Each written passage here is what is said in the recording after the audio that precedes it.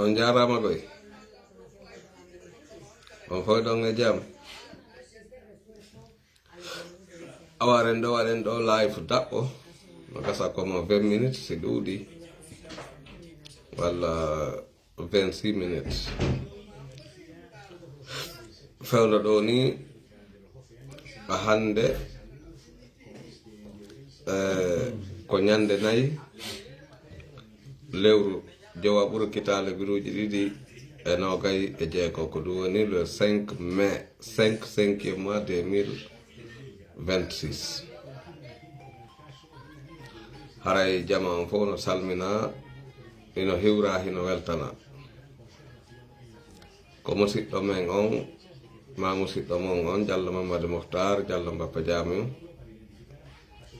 ari ɗo no hiwrade on weltano on weltoro on ɗum e wonde guinejo on hande welo alana ɗum ka ɓernde mum kono noon wayri hiɗe weltani Allahu on ko tagi en kon ɓe weltanimo ko waɗi en julɓe kon hiɗe weltanimo kadi ko tata ko enen ɗo woni ko hawti kon ɗum ɗon kadi ko buy ko woni e weltanaki ko o gouvernement maldisio wonɗo lagine ɗo o gouvernement kidnapping gouvernement qui ne pense pas que aujourd'hui ils sont là, mais demain peut-être ils vont pas être. Et un jour ça va terminer. Rien n'a pas de continuer si c'est pas la puissance de bon Dieu. Donc voilà, e hino ɗo ɗen photo miɗo jippini ɗo photo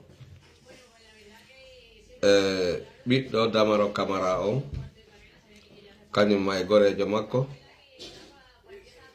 ka Damaro Camara yewti fi ɓiɗɗo mum on e fi paykun gorejo ɓiɗɗo makko on ko gouvernement Mamadi Doumbouya e mese Bawuri Kiña ko ɓe woni e kidnappude fayɓe men ɓen e nder leydi men ndin kon Mamadi Doumbouya arnoɗo wi'i jama on wondema il va tout faire pour amener la paix dans notre pays. Un vrai menteur qui est devenu le premier menteur dans ce pays. Monsieur Bawuri Kiña min Diallo Mamadou Mohtar Diallo Mbappa Diamou gilandema duuɓi heewɗi miɗo yewtude fi Bawuri Kiña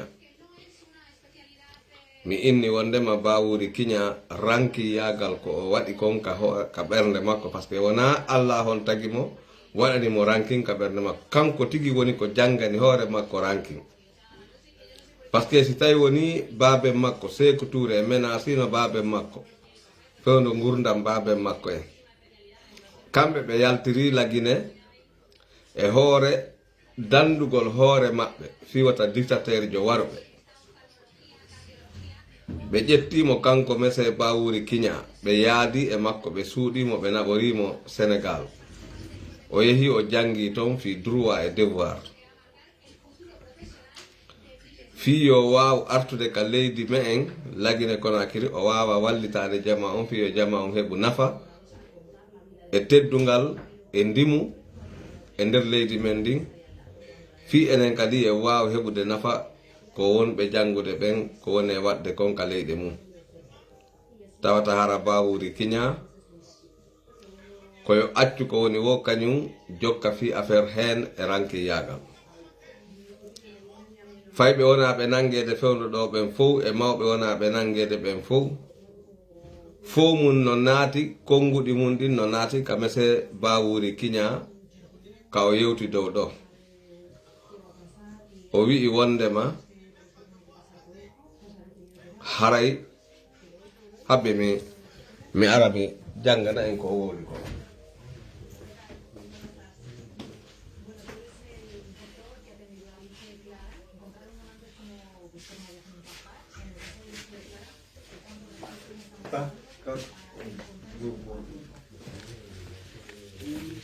kanko Bawuri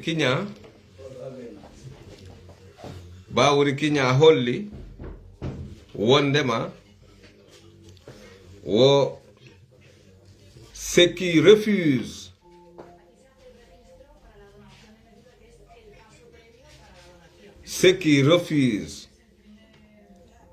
d'aller dans le sens saliɗo yaade e laawol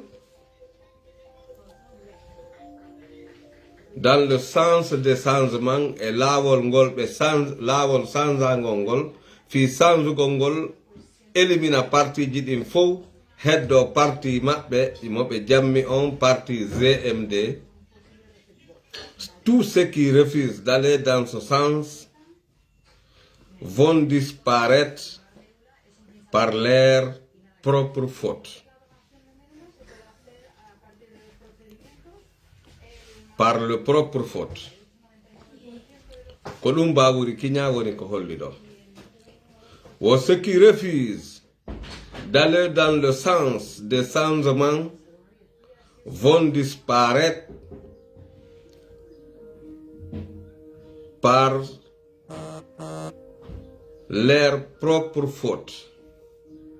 Yimɓe saliɓe ɓen yahude e laawol changement fiyo GMD woni ko kañum tun laamoto lagine parti hay gooto wawata ƴettude décision e hoore parti GMD maɓɓe on parti modi on ɗum woni gouvernement modi maɓɓe on kala mo wawali yahude hedde ɗon o majjay hara ko kanko jogi ella ko majjiri ko e wi'aynayi ɗum inna lillahi wa inna ilayhi raji'un inna lillahi wa inna ilayhi raji'un inna lillahi wa inna ilayhi raji'un nde wonno noon wona mayde tu wi'ante inna lillahi wa inna ilayhi raji'un Mese Bawuri Kiña no meriti wi'anede inna lillahi wa inna ilayhi raji'un sabande makko boneji ɗi o wondi ɗin no timmi ka wi'e kala yiwɗo mo inna lillahi wa inna ilayhi raji'un kala yiwɗo Mamadi Dumbuya no hani wiwde inna lillahi wa inna ilayhi raji'un o yi'i seytane kala yiwɗo Boubacar Sidiki Camara l'homme plus vilain dans le monde entier ɗum woni o maɓe waɗi ministre de défense maɓɓe on jammitiɗo on Idi Amin ƴakkowo yimɓe kala yiwɗo on ɗon kadi no hani wiwde inna lillahi wa inna ilayhi raji'un par ce que ko yimɓe seytan mo yii kadi Mori Konde e kala ko wondi kon e Mori Konde no hani wiwde inna lillahi wa inna ilayhi raji'un ñande o ñande hiɗen faamude Mori Konde no tawa e wonɓe cuunude yimɓe ɓen signalahi mo wondi e groupe signaloɓe yimɓe kidnapeteɓe e wonaɓe kidnapeɗe si hina ɗum ko honɗum woni ko kidnapi sifa kumbobo hum o ɓiɗɗo e Damaro ɗo Alsu Damaro ma ɗum goɗeje makko pay koye heɓa altaw hay duuɓi 15 no iwi e duuɓi 14 no fokkitani duuɓi 15 duuɓi 15 mun timmali taw andon noon ɓeɗo ɗiɗo no hecci ɓiɗɗo Eli Kamano Tokoso parce que on ɗon komo hedde 11 ans à 12 ans koyɗon bobo hoy fof no joga nene usu en neniraɓe duuɓi 90 ko fawi no joga Mabori suka mo andan ɗon hoore mon ko leɗɗe o woni e yarde leɗɗe o yarata en jeune acteur ɗum no joga Habib Marwan en jeune talan mo andan ɗon hoore mon ko paykun kun tawata haray yimɓe ɓen fopp no ƴettude exemple e makko mo suusinde sukaaɓe ɓen on kañum kadi o jagga sabu wakkilare ko woni e wadde ko. Aliou Ba model no joga fii tun imo woni neɗɗo wakkiliɗo wonɗo e wallitade fii no leydi ndi yarira yeeso. Onon kañum kadi ɓe jogimo Fonike Mengue e Billo Ba waɗa dispari koto makko Alhaji Mamadou Silla takko ko feƴƴinta o wi himo jogi maponde ko tawata kon o humpitaki fi Fonike Mengue miñam makko mo hawti baba tawata kadi ko kanko ne'imo mo wani mo say ko ɓiɗɗo makko kadi ko woni feƴƴude lagine kon e baba Nabila Keita o mawɗo almamijo mo Sere Kore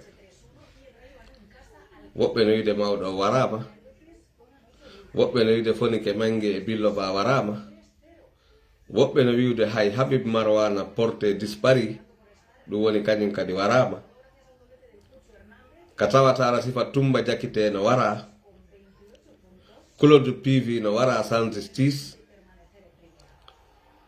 Sadiba Coulibaly no wara sans justice Célestin no wara sans justice Mamadi Doumbouya arnoɗo wi'i ni lui ni quelqu'un d'autre ne sera pas candidat d'après leur trahison.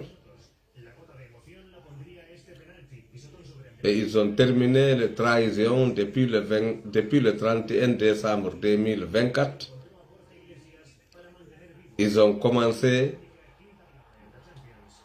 à faire la trahison, le vrai trahison et sale boulot depuis le 1er janvier 2025 jusqu'à aujourd'hui, le 5 mai 2026. Voilà qu'ils ont kidnappé encore des enfants. Comme l'autre enfant qui était avec l'enfant de Damaro, Ansou Damaro, comme l'enfant là a vu, il a vu les gens qui ont kidnappé l'enfant de Damaro Camara avant qu'ils vont mettre leur casque. C'est à cause de cette vision-là qu'ils ont pris son frère, qu'ils ont pris cet enfant. Pour amener où? Les enfants moins de 15 ans. Pour leurs enfants, ils ont gardé, ils ont des garde-corps, ils ont avec toutes les sécurités, ils ont dans leur climatiseur, dans leur bonne maison, ils sont en train d'aller fréquenter l'intérieur et l'extérieur, là où ils sont. Les enfants des autres, ils sont en train de les kidnapper, effrayer, faire peur, de leur dire d'appeler leur papa, d'effacer toutes les vidéos et des audios qu'ils ont fait. La Guinée a eu quelque chose qui n'est pas souhaitable. Et aujourd'hui, ce qui fait le plus mal, il y a des autres qui sont en Europe ici, États-Unis d'Amérique, Asie, Afrique, Australie.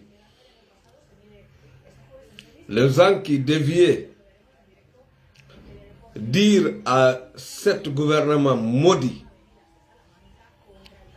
de ne pas continuer de kidnapper et massacrer le Guinéen. Aujourd'hui, c'est des gens qui sont sortis de la Guinée à cause des souffrances. Ce sont eux qui sont en train de dire que Voilà, Mamadi Doumbouya, c'est un travailleur, ça fait très mal. Moi, je ne vois pas et je ne voyais rien ce qu'un colossar il est en train de faire, même s'il a construit la Guinée, tchoubal par tchoubal. Mais doigt et doigt, chaque doigt, il fait une maison ou bien une route. Moi, je ne considère pas le travail de dictateur. Sinon, Corée du Nord est là-bas. La Guinée ne peut pas construire plus que Corée du Nord. Mais je ne le considère jamais. Parce que ce sont des dictateurs. La Russie est là. Même s'ils ont construit quoi et quoi. Je ne les considère pas parce que ce sont des dictateurs. Moi, Diallo Mamadou Mokhtar, Diallo Mbapa Diame, je ne considère jamais un dictateur, c'est quelqu'un de l'avenir. Quelqu'un qui n'a pas d'avenir, c'est quelqu'un qui détruit l'avenir des autres. Parce que pour lui, il ne besoin pas de l'avenir. Donc, la Guinée a besoin d'avoir de bonnes gouvernances. La Guinée ne besoin pas la division. La Guinée a besoin comme quelqu'un, comme Cellou Dalein Diallo qui peut gouverner la Guinée, Sidya Touré comme Premier ministre et des autres. Mais la Guinée, derrière IFDZ, ce n'est plus la Guinée, c'est des magouilles. La Guinée, derrière des vrais dirigeants, des opposants qui opposent le mal qui sont en train de se passer dans notre pays, ce n'est plus un pays, c'est devenu un pays qui n'est pas reconnu de leur population. Ça, c'est un pays pourri, qui n'a pas d'avenir. La Guinée, en ce moment, n'a pas d'avenir. Dirigée par Baouri Kinya, Ousmane Gawa, Deka Heka, Mamadi Doumbouya, un colossar, Boubacar Sidiki, colossar, feignant, vilain, et des autres. Si tawi jama la Guinée on en immaki, ono wonɓe inde ɓe wonɓe la Guinée ɓen ono wonɓe wiide ɓen on immota ko manifeston. Si on jaɓali immade manifeston contre ɓeɗo criminel ɓe, son jaɓali immade manifeston contre ɓeɗo criminel ɓe wonɓe kidnapde boboɓe me en, wonɓe kidnapde babiraɓe me en, wonɓe kidnapde mawɓe me en, wonɓe kidnapde yimɓe me en. Jooɗo ɗon ɗo wi o wondema onon o yaltata manifeston, ñande go on taway ko forcé, mandite moƴƴa ko woni haalande on ko. Illa anta Allah on itta ka o itti o militaire ɓe, maɗum o itta ka o itti o mayde ko jogii kon, o wara Mamadi Doumbouya ko ɓuri e yawde, militaire ɓe go ara hendo heeduɓe makko ɓen ɗo fof mum hendo ɓe muncita ɓe ha ɓe ɓuuɓa jip, nanga hedditiɓe ɓen haɓɓa ɓe ha yoora, joɗɗina ɓe yeeso men en fop, fi jango ta woɓɓe go ar waɗa sifa ko ɗiɗo baaɗi woni e wadde ko woccugol gese yimɓe e ñalorma teɗɗam. Mi yi Ousmane Kaba no holla dingiraji nayi, un vrai salopard. Ousmane Kaba, un vrai salopard.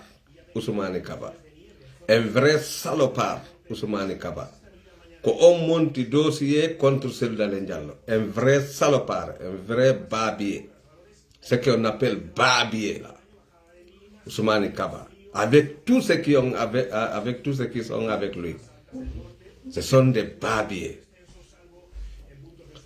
Tu fais des papiers pour salir quelqu'un.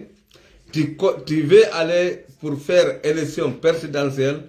On te dit que tu ne vas pas. Tu vas prendre ton babier là. Tu vas dire que tu es devenu quelqu'un qui va faire des choses comme tu es en train de se montrer là. Tu es un vrai babier. Un vrai babier que tu es. C'est moi, Diallo Mouta Diallo Fadjamé, qui a dit que tu es un vrai babier, Ousmane Kaba. Ce que vous voulez manipuler en Guinée là, ça ne peut pas aller. Lorsqu'ils sont en train de montrer les enfants de Ousmane, lorsqu'ils sont en train de montrer les enfants de Damaro, Ansou Damaro, lorsqu'ils sont en train de montrer les enfants de Eli Kamano, toi, Ousmane Kaba, tu es en train de montrer de vases. Tu es un vrai babi, Ousmane Kaba. Un colossal que tu es. Un jour, on va te zizer. Si la Guinée a eu le changement, de vrais changements, tu vas arriver à l'AE. Parce que tu es un lâche. Un vrai lâche. Et tu vas regretter la lâcheté que tu as. La lâcheté que vous êtes en train de faire, vous allez le regretter. Bientôt, vous avez commencé à pleurer parce que Mamadi Doumbouya, il va vous prendre pour vous donner la chance que vous avez, la malédiction que vous avez. Vous avez regretté. Moussi peut-être doué. Guinée Conakry, fewndo ɗo. O yiiɓe sifa almamiɓe no woodi kame woko sifa almamiɓe ƴettayɓe kaamiluuje si yii sifa wano Mori Konde, si yii sifa wano Boubacar Sidiki Camara jammitiɗo on Idi Amin, si yii wano Bawuri Kiña, si yii wano Dekka Hekka, si yii wano Ousmani Gawa, ɓe ƴetta kaamiluuje ɗen ɓe noddita mawɓe Fuuta ɓen, ɓe nodda ɓe ɓe inna koye ɓe waɗu du'a'u fi laamu kulosar, fi laamu criminel, fi laamu bandi. Si tawi woni ko enen neli e maɓɓe yo ɓe waɗan en du'a'uji, ɓe inna kamɓe ko ɓe taalibaɓe. ɓe inna kamɓe ko ɓe taalibaɓe. Taalibaɓe jaasuɓe woni ɓe kamɓe. Taalibaɓe paake woni ɓe. ɓen wonɓe wadde ɗum, ɓe ninsiray wa mayɗo mo yaafaka. Ko haa ɗon mi aranta ɓe, mi ala wolande ɓe no ɓe ninsirta noon tigi tigi. ɗen andi mo ninsi tigi tigi ko honɗum o handindinte e ninsuɗo tigi tigi. Kono ɗon mi accanayi ɓe ɗon taw haa janngo ma haa ñande go. Haray ko wakkili ɗe wo, ko wakkili ɗen hino fanɗi. Mi andinay en la Guinée Conakry wona goto jeeyi la Guinée Conakry, ko enen fopp jeeyi la Guinée Conakry. La Guinée ne appartient pas à une seule ethnie, seulement le Manding. La Guinée, c'est pour tout le monde. C'est pour le Peul, c'est pour les Soussous, c'est pour les Gerse, c'est pour les Toma, c'est pour le Nalou, le Baga, le Landouma. C'est pour tout le monde. C'est pour les Djakang, c'est pour les Djalonke, c'est pour tout le monde. Là, vous avez comprendre. Un jour, bientôt, ça ne va pas durer. Vous allez répondre ce que vous êtes en train de faire. Inch'Allah. Vous pensez que c'est vous seulement que Dieu a béni dans notre pays. Vous n'êtes pas bénis, vous le gouvernement, vous tous ceux qui sont dans le gouvernement de Mamadi Doumbouya, et ceux qui veulent aller là-bas, et ceux qui veulent rester avec eux, et ceux qui veulent participer pour aller dans leur gouvernement, ou bien pour rester dans leur parlement. Vous êtes tous maudits et vous serez maudits, et vous serez maudits au modday. Ko woni modi on tigi o modday dugula yagal mi nani ɓe inna wondema o abla yero ba wondema kanko o retirike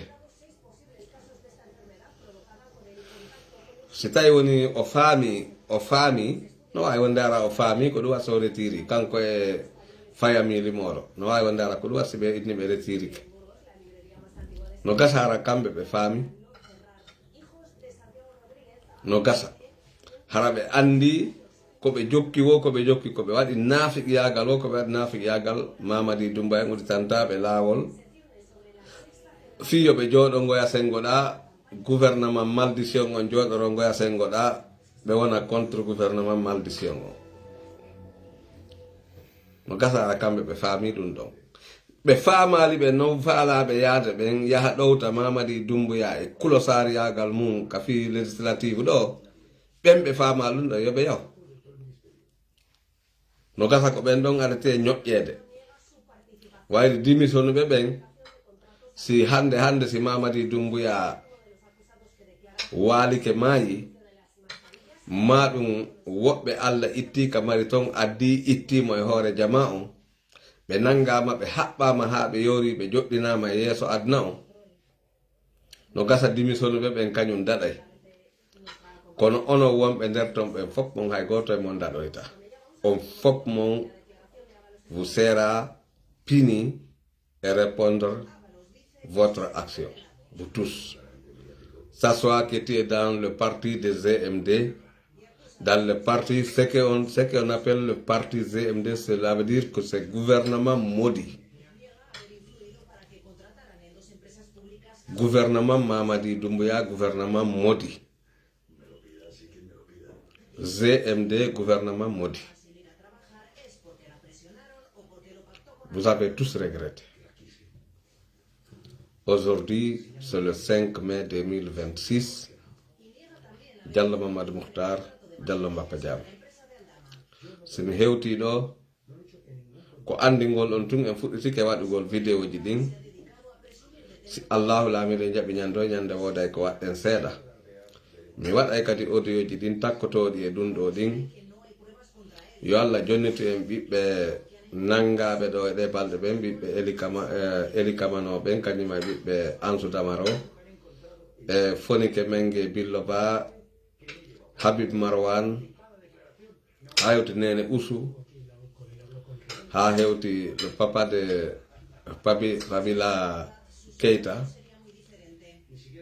et Mabori et tous ceux qui sont disparus yalla jonnitu en Aliou Ba modèle yalla ittu ka bawgal makko o danda en bone ɗiɗo bandiji ko ɗi faala wadde hoore men ko miɗo hiwrogo fopp onon seniɓe ɗo ɓen ari ɗo mese Oumar Silla e Ceerno Pita e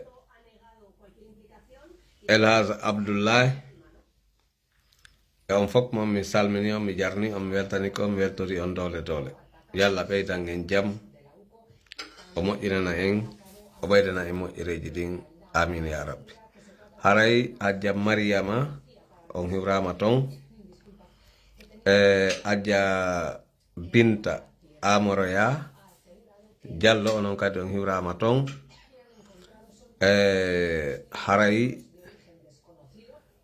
Ceerno Mamadou Ba on accani tun wonon Diallo kono ella wala mi weltani ko mi jarni o yalla ɓeydu firay barke zuriyaji ɗin fo mum haray mi salmini on mi jarni on weltani ko weltori on ko musidɗo mon on Diallo Mamadou Mouhtar Diallo Mbappa Diam ñande joyi lewru jawaɓuru kitale minuji ɗiɗi e nogay e jeego yalla ittu ɗiɗo bandiji e hoore men kala e me en wona suuta waɗɗum suuɗewata waɗɗum hay fus mo be e men yo toro Allah on yalla ittu ɗiɗo bandiji e hoore men wi on kadi amin ɓe wi o helitiɓen kadi wi'a amin ha malaika ɓen kañum kadi watta wiyande en amin Allah on itta ɗiɗo kulosareji bandiji sularji droguereji narcotraficanji e hoore men amin ya rabbi haray ko ɗum ɗo mimi mari komi wayntoro o du'a on ko yo Allah ittuɓe e hoore men yo Allah ittu ɗiɗo bandiji e hoore men ɗi clanji ɗo wakalaje e fenandeji almamiɓe ko wona wiyede ko paacale almami ko woni e du'ade fiyo oɗo gouvernement e waɗu continuité fo mum yo Allah waɗa ɓe fof maɓɓe ka fasara dakkan amin ya rabbi on salminama on jarnama